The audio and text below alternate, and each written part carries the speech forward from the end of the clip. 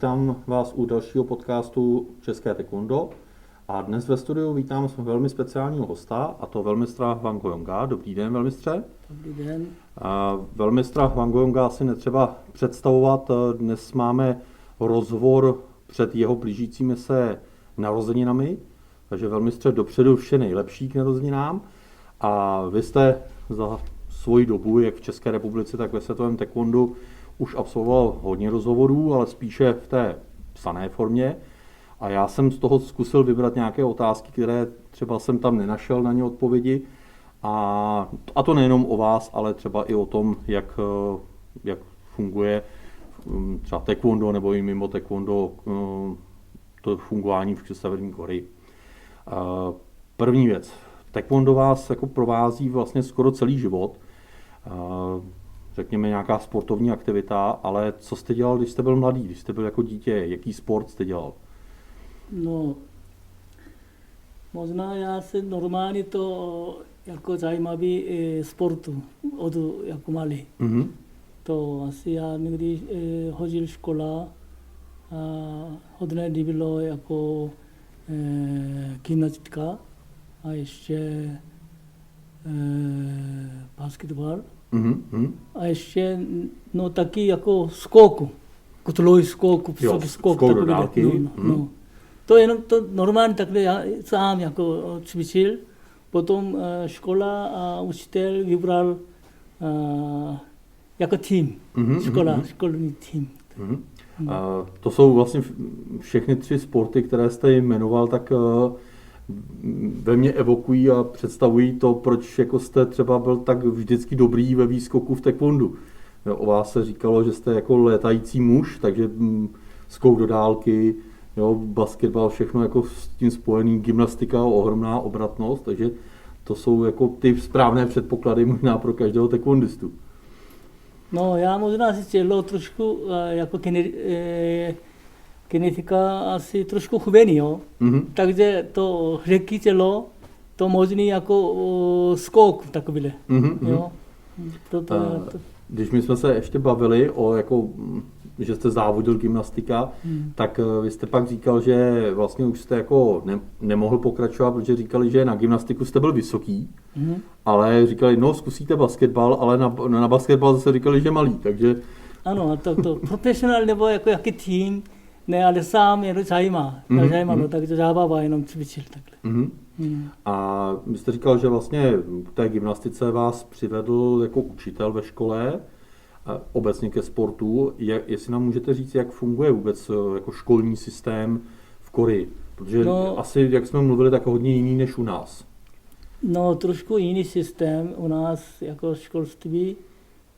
Třeba tady je gymnázium, potom střední škola nebo jaké jiný, jo, ale u nás normální třeba základní škola, ale 4 roky. Tady kolik rok? Jako, u nás teďka 9 let. 9 let, ale u nás 4 roky jenom gymnázium, potom další 6 let to střední škola. Potom střední škola končí, to je to povinnosti, povinný jako... Jo, my mluvili jako, že jako třeba specializace, ano, jo, myslíte, že povinný jako to, co musí každý. A 11 roku je povinný, ale třeba u nás 6 roku začíná škola, ale na 7 roku, ale 6 roku je školka ještě, ale roku ještě připraví škola. To všechno učí, základní. Ano. Jo, takže celkem jako počítáme 11 roku škola, to je povinnosti. Ano. A pak jste mi říkal, když jsme se o tom bavili, že po té jako střední škole, že vlastně je buď varianta, že jako studenti studují jako třeba u nás jako třeba učiliště, že jako hodně je zaměření na své práce, anebo druhá varianta je jako vysoká škola. Takže 11 roku normální škola, potom kdo chce, jaký to zaměstnanci, jako profesionální, trošku jako taková škola je, tady střední škola, ale tam je trošku speciál jako škola, třeba 3 roky takovýhle. Ano. Takže normální 11 roku povinnosti, potom už může rovnou vysoká škola.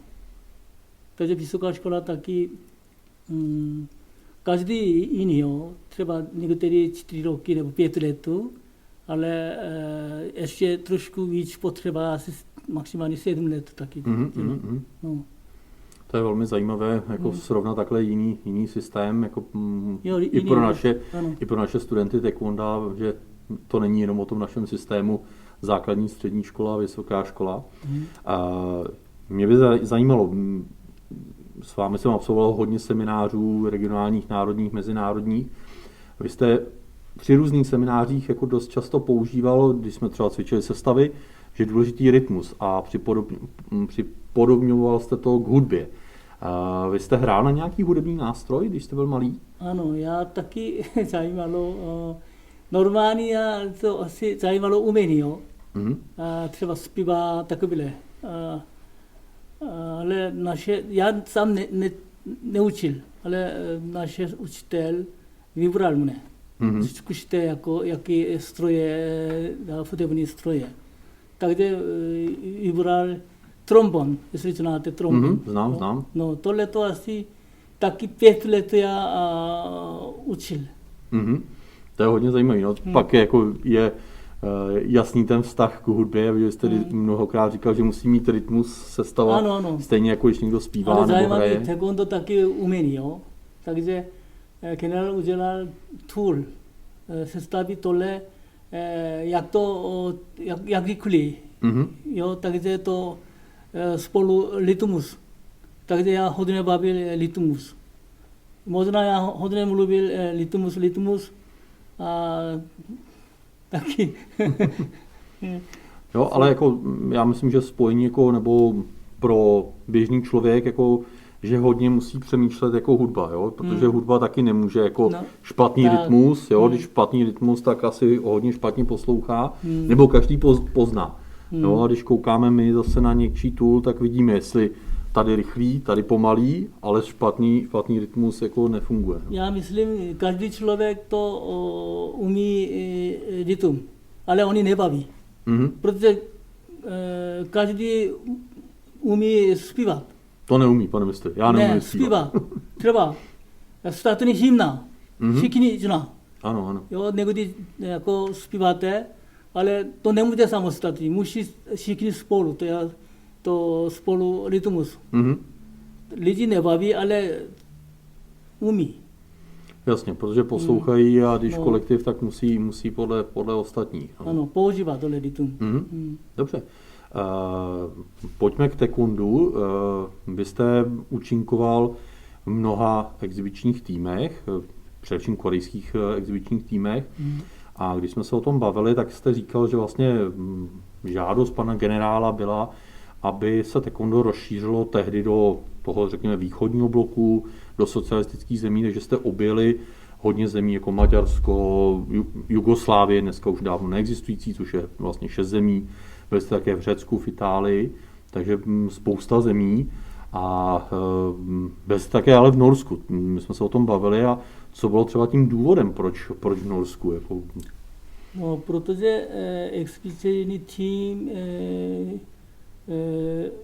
od naše země začal roku 82. Předtím generál přijel do Severní Korea u nás. On jako posílal, teďko vy pamatujete mistr Pak Chung-tae, on první skupina učil. Ano. A potom druhá skupina mi taky učil. A generál chtěl pomoct od naše země, pomoct reklama do celého světa. Ale ležitý je socialistický systém jak země. Proto Korea Committee udělal expediční tým a začal první Polsku, potom Jugoslávia země, 6 země teďko rozdělení, potom Maďarsko, někdy Rusko, taky Bulharsko, Mhm. no všude Evropa hodil. A ještě Norsko, to není jako socialistické země, ale naše učitel, mistr Limonsov, on pracoval Skandinávia region, tedy on používal. Proto my byli tam Norsko.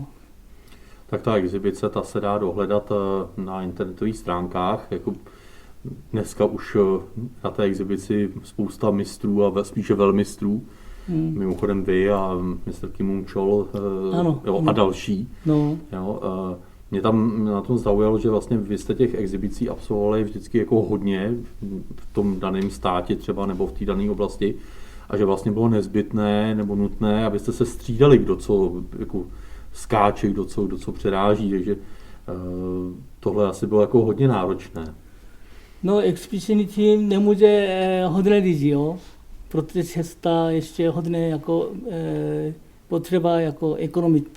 Peníze náročnost. Ano, proto asi vybral málo lidí, ale každý musí hodně umí. Takže skok, video, jaký tool, všechno jako musí univerzovat. Jo, takže třeba 5 lidí může asi hodinu nebo 2 hodiny musí cvičit pořád opakovat. Takže musí všichni umí.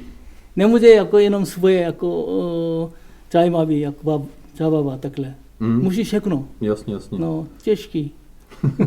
Třeba Norsko my dělali 7krát, každý město, ale dělal každý den. No, ráno letěl, protože tam není vlak, ještě auto nemůže, jo, daleko. No, velké vzdálenosti. Letěl, potom dopoledne trošku odpočíval, ne, asi po oběd trošku odpočíval, odpoledne už začal exibice a další den opakuje, pořád opakoval. Tak to byl velmi náročný program. No. A když jste říkal o tom, že takhle to fungovalo v tom vašem exibičním týmu, funguje to dneska i u korejského exibičního týmu, že jako jsou zastupitelní, že každý jako je schopný dělat všechno, nebo je tam už třeba větší specializace? No, taky teďko existuje korejský tým, expert tým. Oni někdy jako my vybrali, jaký studenty taekwondo, nebo kdo už závodil, potom už trošku starší tělo, nebo už jeho závody trošku není jako výsledky, potom vybrat. Takovýhle jak člověk vybral, udělal tým. Pořád jako oni pracuje. Já vím, že právě oni jsou jako profesionálové, viděl jsem několik videí, jako že přijdou do práce a jejich práce je vlastně trénovat exibici. Oni instruktory, někdo ještě studenty, ale už není moc mladý. No tak v exibičním týmu by měli vystupovat ty nejzkušenější, takže nemusí být úplně ty mladí. Pojďme k těm vašim začátkům v Československu, v tehdejším Československu. Já budu asi častěji používat v České republice, protože vy jste přiletěl, bylo Československo, ale působil jste vlastně na tom území té České republiky, pokud vím. A co jste věděl o Česku, o České republice, o Československu, než jste sem letěl? No, normálně u nás lidi na Československo, protože jako kamarády země bylo, socialistů země a ještě když u nás válka hodně pomohl a ještě stroje nebo takové jako tady specializace jako speciál stroje tady bylo. Jo, u nás hodně importu a takže my znali to československé jméno. Potom hodně film taky vysílal, třeba Pohádka, nebo když tady první druhý světová válka, taky film, taky hodně dívali. Takže všichni zná Československo. Ale ještě zajímavý, lidi zná Československo cooking. Jeden jako voda, jeden pivo takhle, každý doma, takhle ví. Takže No. představa byla, že každý má v kuchyni No, jako zdroj piva. No, jo? není pravda, ale takhle vidět, jako Aha. hodně pivo tady mají. Tak Česká republika a Československo je pivem vyhlášené. No. My jsme se ještě o tom také bavili, že vlastně jste říkal, a to vím, že hodně jako studentů ze Severní Koreje tady studovalo vysokou školu, především vysokou školu. A vy jste mi říkal, že i nějaký váš jako velmi známý režisér, už asi nežijící, tady studoval vlastně film jako a potom vlastně filmoval v Severní Koreji. Jo, tady studovali studenti už dávno, když Korea válka, lidi jako bojoval armáda, ale u nás vláda vybral člověk, posílal tady studovat. Jo? Takže různý typ, třeba stroje, ekonomie, ještě sport, možná sportu taky, ještě filmový takový. Takže u nás někdy prime minister, on je student tady Česko. No, ještě taky film jako ředitel nebo jako redaktor nebo takové jako práce. Taky nejlepší jako člověk. On taky studoval tady Českou republiku nebo Československo. Tak vidím, že ta provázanost je velká nejen díky taekwondu v nové době, ale v těch historických vazbách. A ono vůbec jako je zajímavý ten příběh, ten by vydal možná také na film, jak se vlastně taekwondo dostalo do České republiky a jak jste se dostal vy, respektive díky komu, protože to nebylo tak, že prostě tady někdo zjistil, že existuje taekwondo a chtěl taekwondo, ale vlastně ten původ je od karatistů. Jo, my viděli tady, když korejský mistři pracovali dávno, jiný země, generál udělal expediční tým Československo nebo někde takhle. Praha taky oni jako byl expedici. Třeba Kim Ung-chol taky on taky byl tady. Ale roku 1987 tam Athene, Česko, mistrovství světa, tento čas korejský tým první byl tam. Já jsem jako ředitel, jako tým spolu byl tam, vrátil do Koreji a mi dostali informaci Československo, karate Praha, pozval instruktorů. To je jako pro mě úplně strašně zajímavé, že konkurenční No, nejdřív chtěli jako exhibice tým. Takže já připravil, oni mi vybrali mě vybral potom, ještě potřeboval posílat exhibiční tým. Takže celý tým byli Athene, posílal tady. No. Potom, když žádí, já už přijel jsem. Takže používal karate Praha. Já potom později viděl, kdo používal karate Praha, pan Milan Kurkaček. To je taekwondistům asi ne úplně známé jméno, ale velmi důležité. Jo. Protože bez jeho přičinění my jsme si tady asi dneska nepovídali, nebo úplně nějakým jiným způsobem. A pro mě další jako taková úplně obtížná věc, co za to vás strašně obdivuji, tak ty vaše začátky v Československu, protože psal se rok 87, vy jste přijel do trošku známé země jako díky nějaké kultuře, filmům, technice, ale úplně cizí jazyk, cizí prostředí. Říkal jste mi, když jsme se o tom bavili, že třeba jídlo nebyl problém, protože vy jste znal jako z těch exibicí tu evropskou kuchyni, takže to nebyl až takový problém. Ale co řeč, jako jak vůbec jste vedl první tréninky? Jo, protože problém, asi korejsky mluvit na Čechy jako asi moc nefungovalo.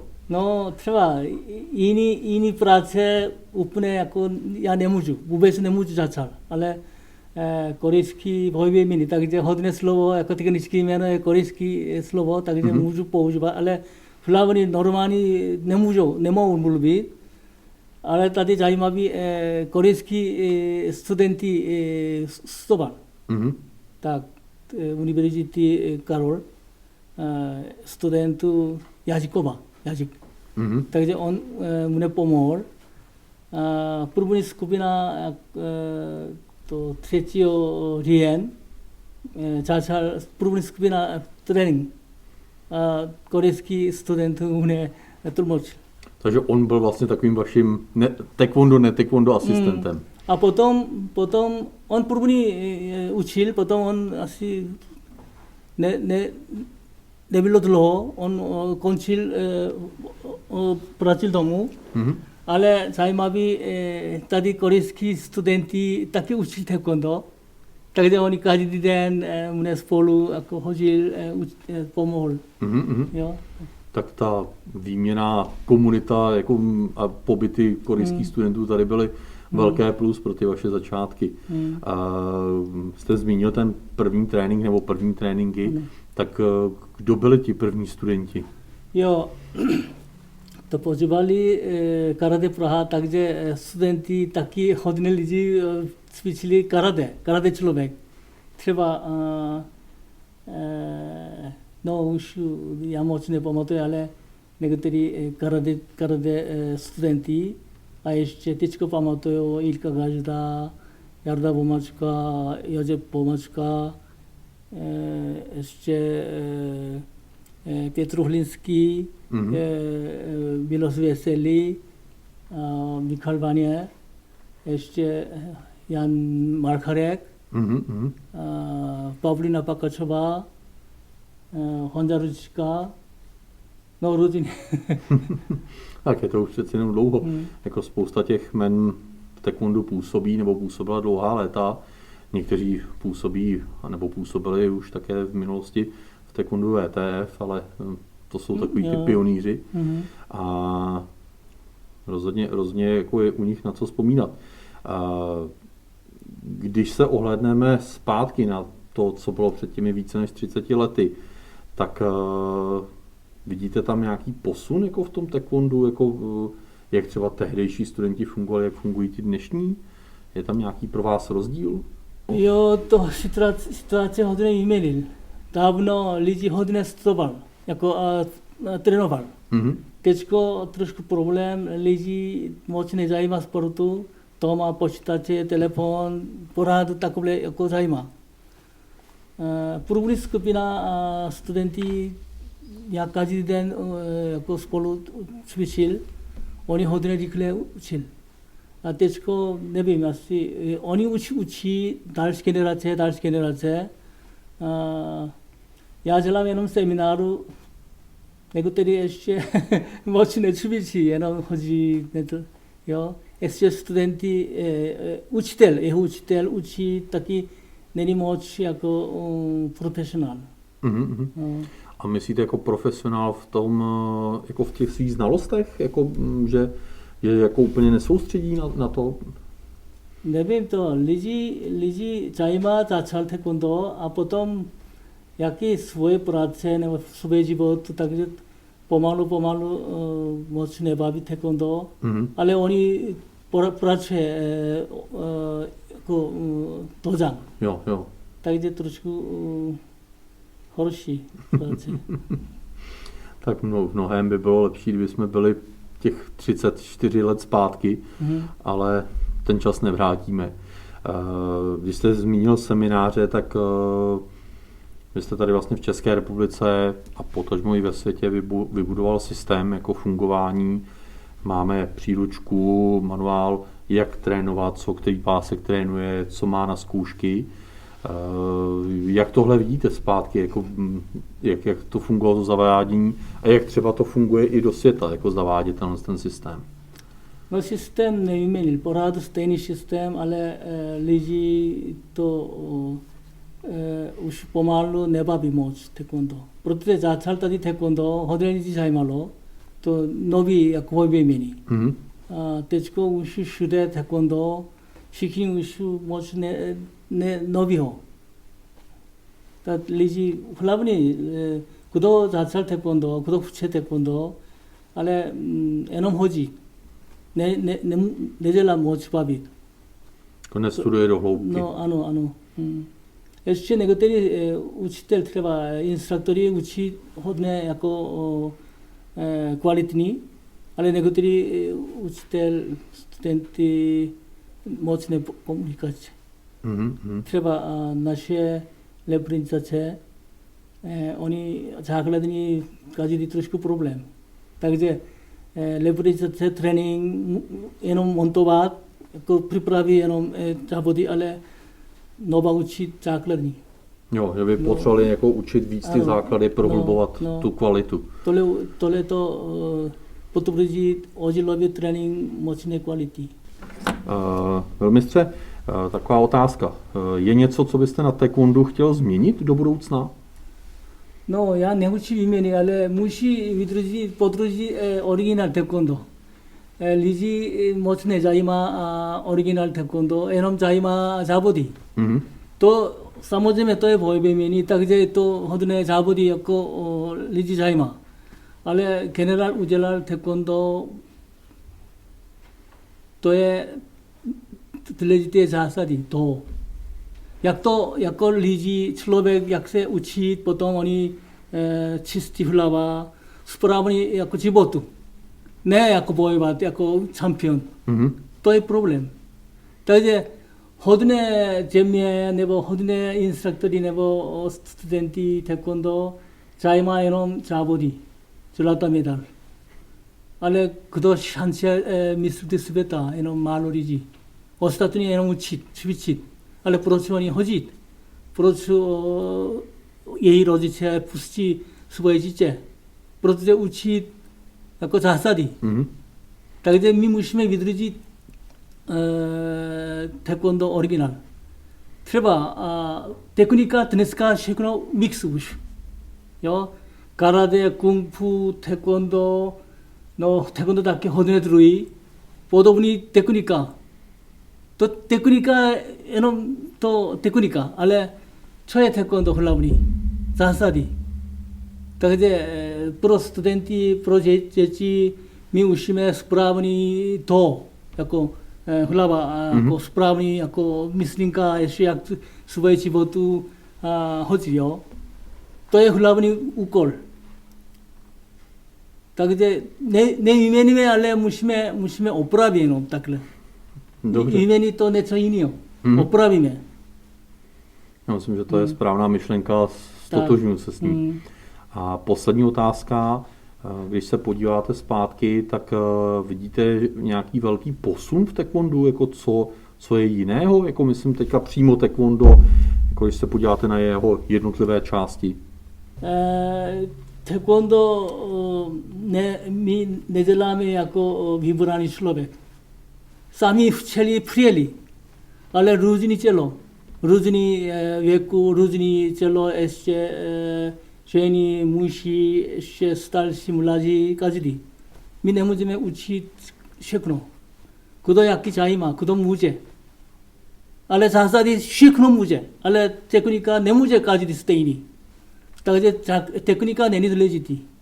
Technika jenom svoje jako tělo, jak to může cvičit. Svoje tělo jak lepší jenom, ne člověk. Samo, třeba já nebo někdo spolu, kdo lepší, nezajímám. Rozumíte tohle? Jo? Já co můžu učit, já co můžu jako cvičit pro mě. To je důležitý. Proto já neučím závody. Závody jenom profesionál nebo někdo jenom sportovní jako zajímá. A ta změna, jako, jak jsem říkal, jako, jestli něco lepšího, než třeba no, můžeme jako lepšího. Kdo už pracuje instruktorů musí jako probudit. Oni musí vidět svoje práce, svůj úkol. Oni ne trenéru, oni je učitel. Takže co musí práce, co učit. To musí vidět. Takže my potřebujeme pro instruktor učit, pro instruktor. Instruktor v kursu hodně pomáhá. Mm-hmm. Instruktor umí vůbec studentů kvality. Instruktor neumí jenom učit technika. Jeho studentů podobný bude. Budou kopie. Kopie, ano, kopie. A Kopie, ale možná kopie špatný. taky není dobrý, kopie. Některé kopie první je lepší, ale druhý už není to kvality. Kopie špatný, musí originál, všechno originál. A co nejkvalitnější originál. Dobře.